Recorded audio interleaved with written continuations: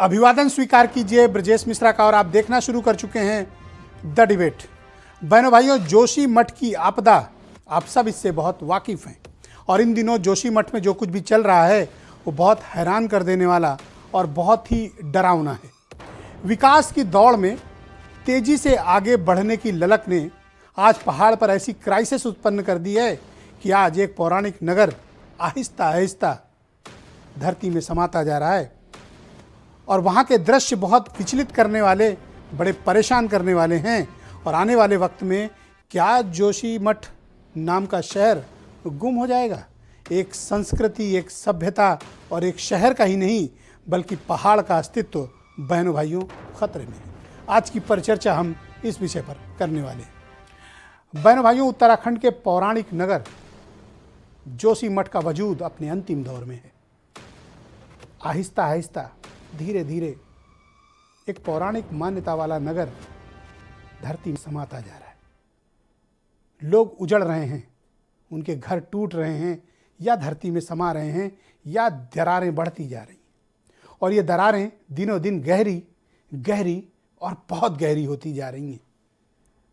आने वाले कुछ वक्त में जिस रफ्तार से अक्टूबर से लेकर इस वक्त जनवरी माह तक जोशी मठ में ये विपत्ति आई है, ऐसा प्रतीत होता है और जिस तरह से दरारें बढ़ रही हैं, अगला 15 दिन और 1 महीना ईश्वर न करे विध्वंस का प्रतीक होने वाला है।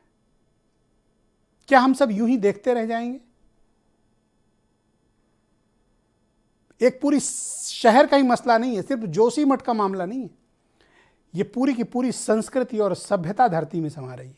हमें इसके बारे में विचार करने की आवश्यकता है, लेकिन हमारी फितरत ऐसी है, हम मतलब सोसाइटी और गवर्नमेंट कोई भी हो, हम न पिछली घटनाओं से सबक लेते हैं, न हम सीखना चाहते हैं और न हम उसमें कोई सुधार करना चाहते हैं। ये इंसानी फितरत है। शायद यही कारण है कि पहाड़ की विपदाओं से, परेशानियों से, विपत्तियों से 2013 से भी हमने कुछ सीख उत्तराखंड में शायद नहीं ली। और आज ये मैं कह सकता हूं कि मैदान पहाड़ को अपने जैसा बनाना चाहते हैं, लेकिन पहाड़ की संस्कृति, पहाड़ का भूगोल और पहाड़ का पर्यावरण बहनों भाइयों बिल्कुल अलग है।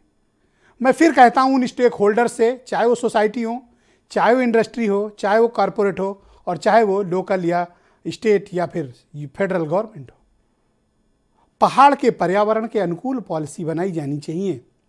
पहाड़ ना तो टूरिज्म का स्थान है और पहाड़ न तो ऑल वेदर है। पहाड़ पहाड़ है, उसका भूगोल अलग है। जिस दिन आप इस लाइन को समझ जाएंगे कि पहाड़ का भूगोल अलग है, बहन भाइयों, आप पहाड़ के लिए पॉलिसी भी वैसी बनने लगेंगी।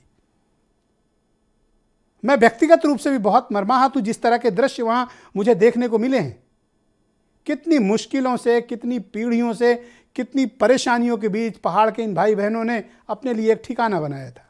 आज उन सबके घर उजड़ रहे हैं, वो रो रहे हैं। उनके घर से सामान जब निकाल कर अपने घर से विदा हो रहे हैं, बहनों भाइयों, उस पीड़ा को आप महसूस नहीं कर सकते हैं तब तक जब तक कि आप उस पर से गुजरे ना हो। अपना घर छोड़ने की जो पीड़ा है ना, बड़ी विकराल होती है, उसको शब्दों में बयां नहीं किया जा सकता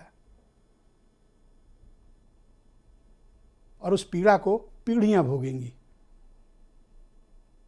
ईश्वर न करे ऐसा दिन आने वाला है कि एक था जोशी मठ, एक टिहरी जो विकास की अंधी दौड़ में डूब गया, एक जोशी मठ जो खत्म होने जा रहा है। और 2013 की विपदा आप सब ने देखी। क्या हमने कुछ सीखा? नहीं। हम गलतियों के मुहाने पर हैं और लगातार बढ़ते जा रहे हैं। मैं फिर कह रहा हूं, मैदान पहाड़ को अपने जैसा बनाना चाहते हैं। क्या हम इस विकास की तथाकथित अंधी दौड़ में जो मैदानी सभ्यता का हिस्सा है उसको पहाड़ी सभ्यता में ढालने की कोशिश कर रहे हैं? और क्या पहाड़ उसके लिए तैयार है? शायद नहीं। अलार्म पे अलार्म प्रकृति दे रही है, लेकिन हम समझना नहीं चाहते हैं। हमें क्या चाहिए? विकास, all weather road, tourism. Joshimath जैसे बहुत ही संवेदनशील क्षेत्र में लाखों पर्यटक आ रहे हैं। अच्छी बात है, टूरिज्म आना चाहिए, डेवलपमेंट होने चाहिए, लेकिन किस बुनियाद पर? क्या आपकी भौगोलिक स्थिति वो है? क्या आपकी स्थिति इस प्रकार की है कि आप इतने लोगों का बोझ एक साथ वहन कर पाएं? नहीं, पहाड़ पहाड़ है, उनको पहाड़ रहने दीजिए, समतल मत करिए। शायद समतलीकरण की यही कोशिश आज जोशीमठ में दुर्दशा का कारण है, और शायद यही समतलीकरण की कोशिश 2013 की तबाही लाई थी। उत्तराखंड ने तब भी नहीं सीखा था। उत्तराखंड आज भी बहनों भाइयों कोई सबक सीखेगा, मुझे यकीन नहीं है।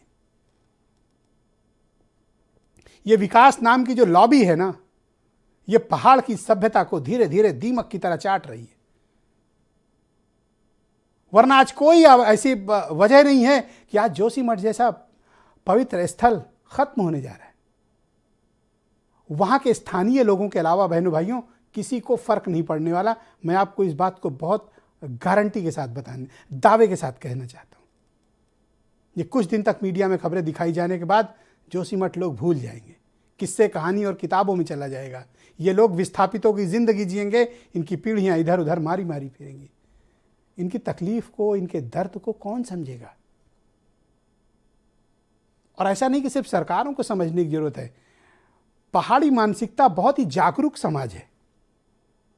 पहाड़ का जो समाज है उसकी जागरूकता बाकी समतल इलाकों के मुकाबले बिल्कुल अलग है।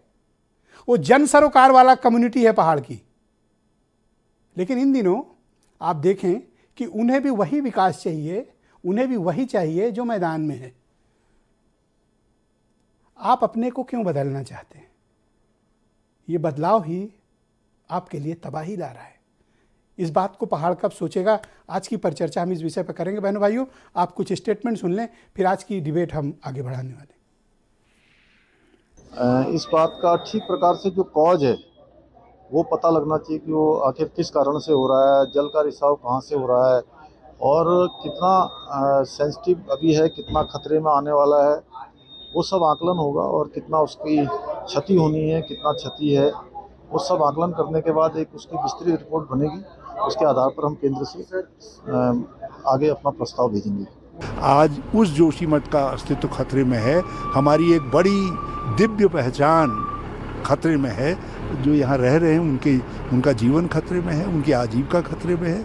और उनके साथ हम सब लोग अपनी एकजुटता और उनके दुख में सब उनके साथ खड़े हैं। हमारे पहाड़ों पर दरार हो रही है और ज़मीन फट रही है, तो समझ लेना चाहिए कि कहीं ना कहीं इंसान ने या हमने कुछ चीज़ों को नज़रअंदाज किया है। अगर हम साइंस और साइंटिस्ट की अप्रोच को और एनवायरमेंटलिस्टों की अप्रोच को नहीं मानेंगे तो ऐसी ही घटना घटेगी। हमारे ये घर 60 सालों से एक पल में खत्म हो गया। अभी तो कुछ मदद नहीं मिली सरकार से, कुछ नहीं। रेड मार्क का चिन्ह लगाया और वो कहा कि खाली कर दो। अब आज अचानक से ऐसा हो गया कि हमको घर छोड़ने के लिए बोल रहे हैं। शासन प्रशासन का कोई वो नहीं है, सुविधा नहीं है, बस बोल दिया कि चले जाओ, सामान खाली कर दो। कहाँ जाएंगे हम? आज की परिचर्चा कई मामलों में बड़ी इमोशनल भी है, भौगोलिक भी है, पर्यावरण के दृष्टिकोण से भी है, और हम समाधान भी निकालने की कोशिश करेंगे। दो बहुत ही बेहतरीन भूगर्भ वैज्ञानिक और भू संसाधन से जुड़े हुए वैज्ञानिक मेरे साथ मौजूद है। अजय कुमार आर्या, अरविंद उनियाल जी, डॉक्टर हरीश चंद्र लखेड़ा, बहुत ही जाने माने